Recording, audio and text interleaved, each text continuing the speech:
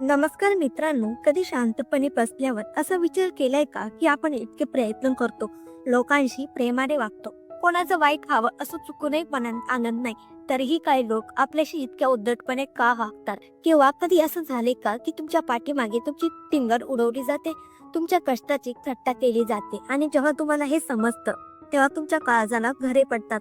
अनेकदा आपल्याला वाटतं की मी समोरच्याला मान देतो म्हणजे तोही मला मान दे, पण व्यावहारिक जग असं नसतं. इथे अनेकदा तुमच्या चांगुलपणाला तुमचं दुबळेपणा समजलं जातं.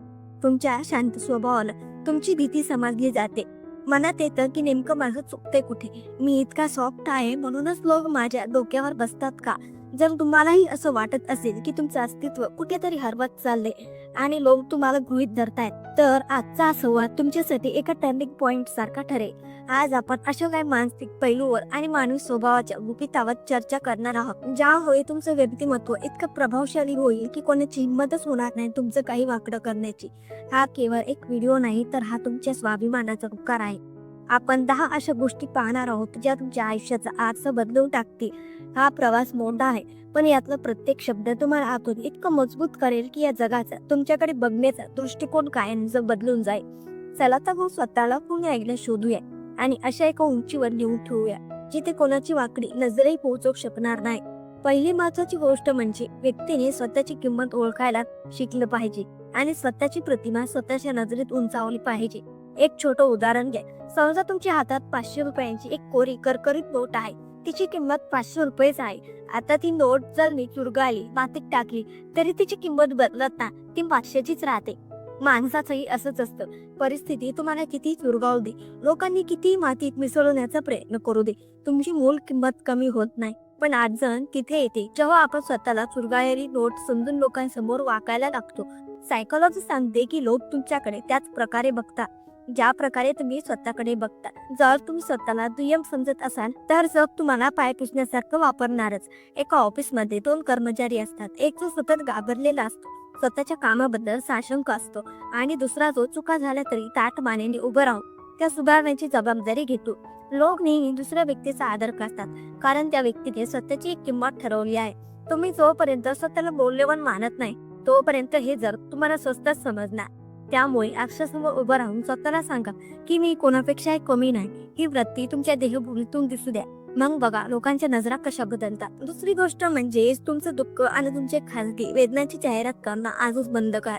आपल्याला वाटतं की आपलं मन मोकळं केलं की कोणीतरी आधार देईल, पण वास्तव खूप वेगळं असतं. एक जुनी म्हण आहे की तुम्ही तुमचं दुःख सांगता तेव्हा 80% लोकांना त्याची काहीच पडलेली नसते आणि उरलेल्या 20% लोकांना तुम्ही अडचणीत आहात हे ऐकून आनंदच होतो.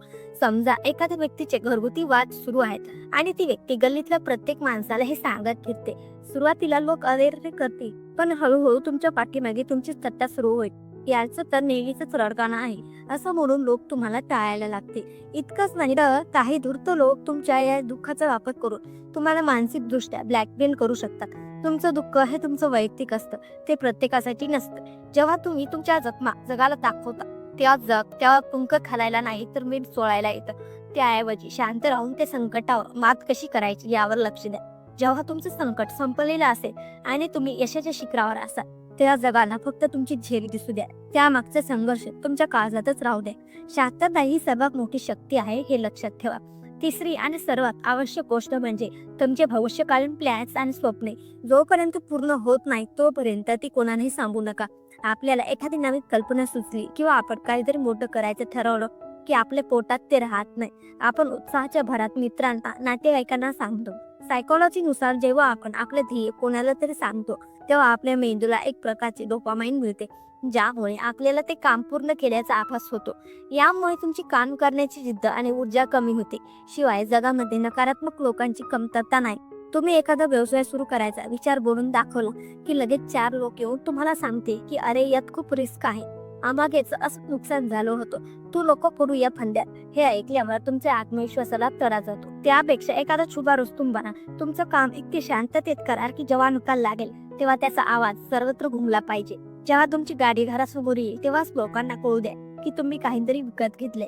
आधी सांभाळून स्वतःवर मानसिक दडपण वाढवून घेऊ नका.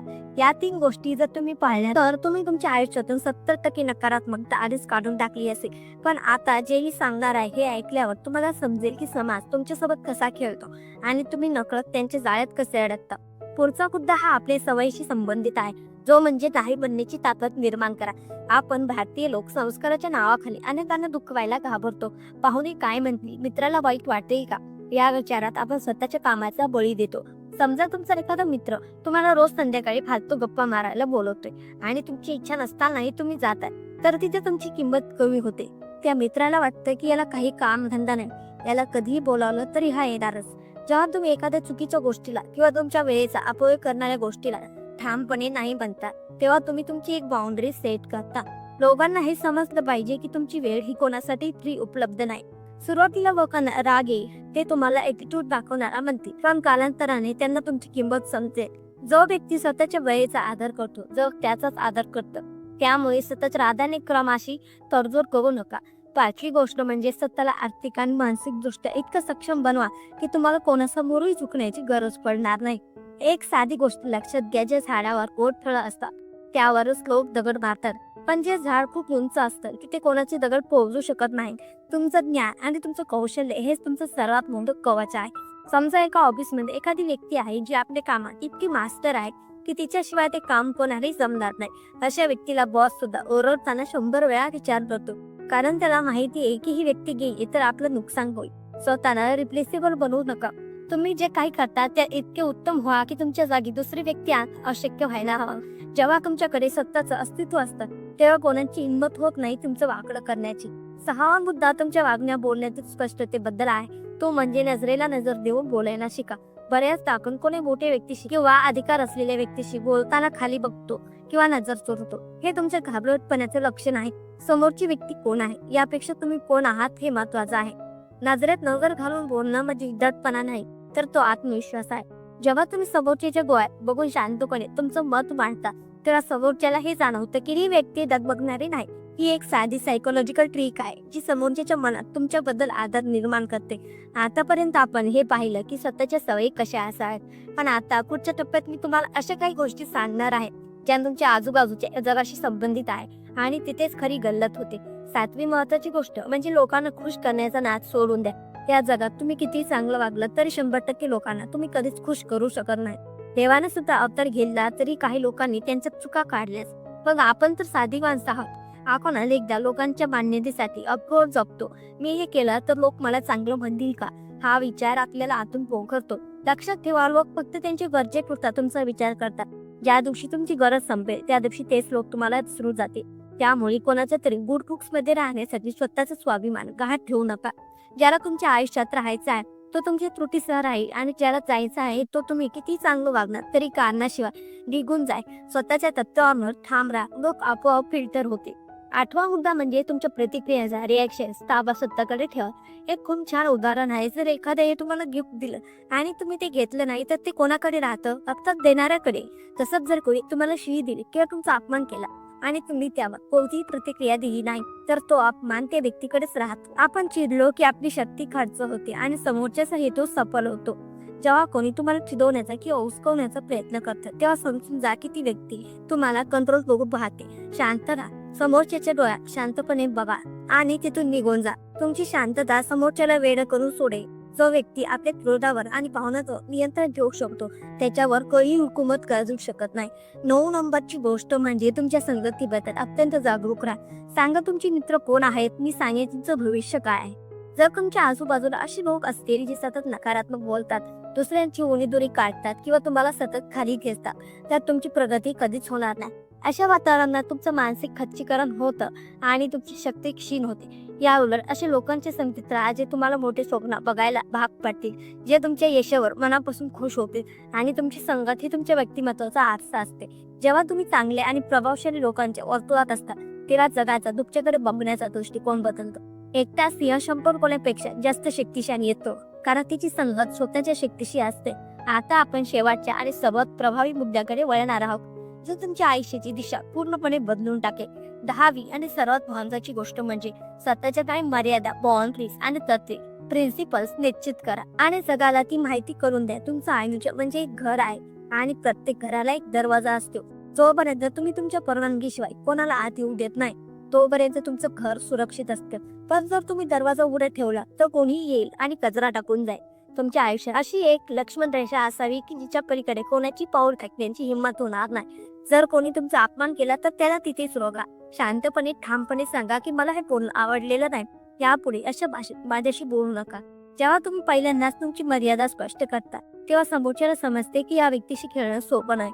भीतीपोटी सहन करणं बंद करा. अन्याय करणारा जितका दोषी असतो तितकाच अन्याय सहन करणाराही असतो. मित्रांनो, या 10 गोष्टी केवळ ऐकण्यासाठी नाहीत तर त्या जगण्यासाठी आहेत. हे आयुष्य तुमचं आहे आणि ते कसं जगायचं याचा निर्णय फक्त तुमचा असला पाहिजे. कोणाच्याही शब्दांनी तुमचं मन तुडवून देऊ नका आणि कोणाच्याही कृतीने तुमचं अस्तित्व धोक्यात येऊ देऊ नका. जेव्हा तुम्ही स्वतःचा सन्मान करायला सुरुवात करता तेव्हा संपूर्ण ब्रह्मांड तुम्हाला साथ द्यायला लागतं. हे जग पंक्तीला मान देतं पण खरी ताकद ही बाहेरच्या आवाजात नाही तर आतल्या शांतते आणि ठामपणात असते. आजपासूनच एक नवा संकल्प करा. स्वतःला घडवा, स्वतःवर प्रेम करा आणि इतकं प्रबळ बना की संकटांनाही तुमच्या समोर जाताना रस्ता बदलावा लागेल. ही स्क्रिप्ट तुमच्या आयुष्याची नवी सुरुवात ठरो. ही सदिच्छा. तुम्ही आज जो वेळ स्वतःसाठी दिला तो वाया जाणार नाही याची मला खात्री आहे. आयुष्याच्या प्रवासात तुम्ही कधी एकटे नाही आहात. तुमचे विचार आणि तुमची जिद्द तुमच्या सोबत आहे. नेहमी लक्षात ठेवा, तुम्ही खास आहात आणि तुमचं वाकडं करण्याची हिंमत कोणातही नाही. जोपर्यंत तुम्ही स्वतःला कमकुवत समजत नाही. पुन्हा भेटूया असेच एका सकारात्मक ऊर्जेसह. तोपर्यंत स्वतःची काळजी घ्या आणि दिमाखात जगा. धन्यवाद.